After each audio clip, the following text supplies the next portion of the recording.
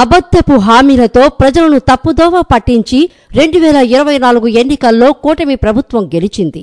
అమలు చేయలేని హామీలను ప్రజలకు చెప్పి ప్రజలను మభ్యపెట్టడంలో మాత్రం 100కు 100% విజయం సాధించింది కూటమి ప్రభుత్వం. మొత్తానికి ప్రజలను మోసం చేసి కూటమి గెలిచింది. కూటమి ప్రభుత్వం వచ్చి సరిగ్గా సంవత్సరం కూడా పూర్తి కాకుండానే ప్రజల్లో అత్యంత వ్యతిరేకత మొదలవడమే కాకుండా ఓడిపోయింది జగన్ కాదు, కూటమి మాటలను నమ్మి మోసపోయింది మనమే అనే నిర్ధారణకు రాష్ట్ర ప్రజలు వచ్చారట. దీనికి ఉదాహరణలు లేకపోలేదు. మొన్న తిరుపతిలో జరిగిన తొక్కిసలాటలో గాయపడ్డ క్షతగాత్రులను పరామర్శించడానికి జగన్మోహన్ రెడ్డి వెళ్లారు. అయితే అప్పటికే అక్కడ పవన్ కళ్యాణ్ ఉండటం, డిప్యూటీ సీఎం ఎదుటే జై జగన్ అంటూ నినాదాలు చేస్తూ అక్కడ ఉన్న ప్రజలు జగన్మోహన్ రెడ్డి గారిని చూడటానికి పరుగులు తీశారు.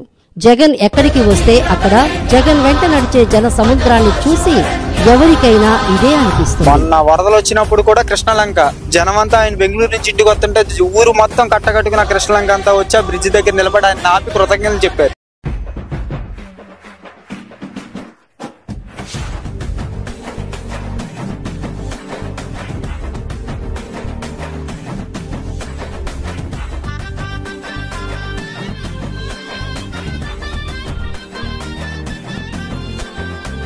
ఇలాంటి ఉదాహరణలు ఎన్నెన్నో ఉన్నాయి. తాజాగా కేంద్ర ప్రభుత్వం దగ్గర నుండి చంద్రబాబు నాయుడు పవన్ కళ్యాణ్కి ఓ నివేదిక అందిందని సమాచారం. అయితే ఆ నివేదికలో జగన్కి గ్రాఫ్ పూర్తిగా పెరిగిందని, కూటమి ప్రభుత్వం చేస్తున్న రెడ్ బుక్ పాలనతో ప్రజలలో తీవ్రమైన వ్యతిరేకతను కూటమి ప్రభుత్వం మూటగట్టుకుంటోందని ఆ నివేదిక సారాంశమట.